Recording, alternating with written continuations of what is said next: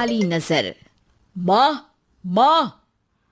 अरे क्या माँ माँ कर रहा है? बकरी का बच्चा है क्या? अरे माँ, मजाक छोड़ो। मुझे फाइनली वो मेन चौराहे वाली दुकान मिल गई है। अब देखना, आपका बेटा दुगनी स्पीड से पैसा कमाएगा। उफ़, ये क्या? मेरी ऑनलाइन मेकअप क्लास चल रही है। इतनी जोर से क्यों बोल रहे हो आप दोनों?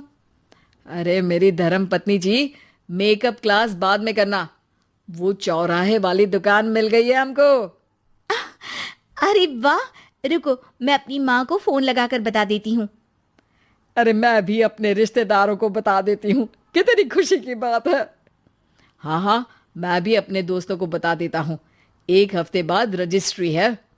बस, घर में खुशी का मौका था।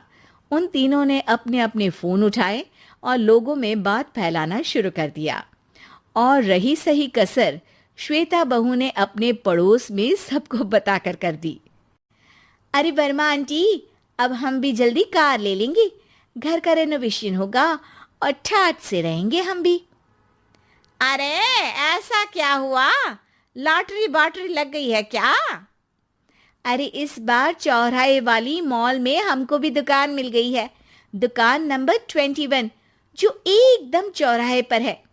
अब ग्राहक बढ़ेंगे तो आमदनी भी बढ़ेगी ही ना। अरे वाह, कितनी खुशी की बात है। मैं बहुत खुश हूँ तुम्हें इतना खुश देख के। बाकी एक बात कहूँ, सबको मत बताते फिरना।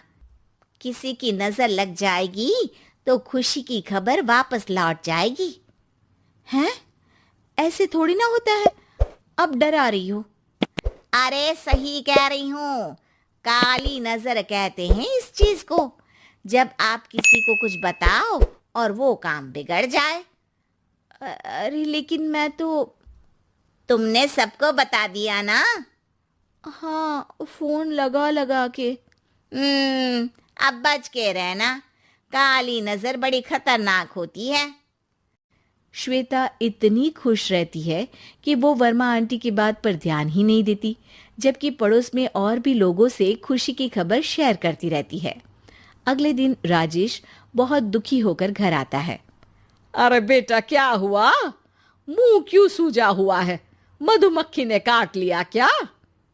माँ, वो दुकान किसी और के पास चली गई। किसी ने ज्यादा भाव लगा दिया। अरे पर बात तो आपसे हुई थी ना उस दुकान वाले की। हाँ, आज मैं टोकन अमाउंट देने गया था, तब मुझे पता चला। कोई आकर सुबह मुझसे पहले ही ज्यादा अमाउंट दे गया। काली नजर। क्या? क्या कहा? वर्मा आंटी ने समझाया था कि किसी को बताना मत, वरना काली नजर लग जाएगी। अच्छा, तुम्हें उनकी बात मान लेनी चाहिए थी। उनकी बात मान लेती, लेकिन उसके पहले ही सबको बता चुके थे ना हम तीनों। अरे अगली बार से ध्यान रखेंगे। कोई भी नई चीज होगी तो किसी को नहीं बताएंगे। तीनों कुछ दिन ऐसे ही रहते हैं, पर एक दिन श्वेता को एक मेल आता है। राजेश, मेरा ऑनलाइन मेकअप कोर्स कंप्लीट हो गया। अब मैं खुद का पार्लर खोल सकती हूँ। अरे वाह, अपने मोहल्ले में ही खोलते हैं। ये जो घर के सामने दुकान है ना, वहीं। हाँ, यहाँ सस्ती भी मिल जाएगी। अगले दिन श्वेता वर्मा आंटी के पास जाती है, मिठाई का डब्बा लेकर। अरे आओ आओ, कैसे आना हुआ? जोर से नहीं बोलूंगी। वो सामने वाली दुकान है ना, वहां मैं अपनी पार्लर की दुकान खोलने वाली हूँ। उसकी मिठाई है। अरे वाह, बहुत बधाई हो तुमको। हाँ, मैं कमाने लगूंगी तो राजेश पर पूरे घर का बोझ नहीं रहेगा ना आंटी जी। ये तो है। पर ये बता कि तूने ये बात किसी और को तो नहीं बताई ना? अरे नहीं नहीं, पिछली बार गलती कर दी थी। काली नजर लगी किसी की और राजेश के हाथ से वो दुकान चली गई थी। सबको मत बताना। चलो मैं चलती हूँ, कल दुकान की बात करने भी तो जाना है।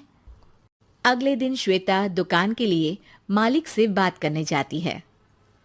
अरे लेकिन दुकान तो हम कल रात को ही किसी को दे चुके हैं। कल ही? हाँ, कल ही। 2 दिन बाद कोई यहाँ पार्लर भी खोल लेगा। अब कहीं और दुकान देख लीजिए। अरे पर हमको भी तो पार्लर ही खोलना था। भाई एक ही दुकान है, आधी आधी तो नहीं दे सकता ना मैं। राजेश और श्वेता घर पर हताश होकर आ जाते हैं।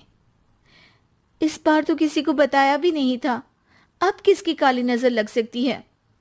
सुनो, तुमने माँ को बताया था क्या? अरे कैसी बात कर रही हो, माँ की नजर थोड़ी ना लगेगी। पक्का तुमने किसी को नहीं बताया था ना? सिर्फ वर्मा आंटी को बताया था, उन्होंने ही मुझे किसी को नहीं बताने को कहा।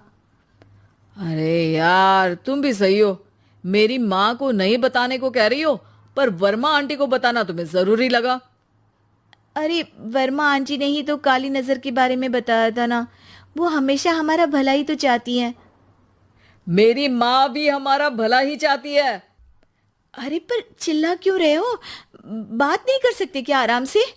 नहीं आता वो आराम से बात करना, और करना भी नहीं चाहता हूं मैं।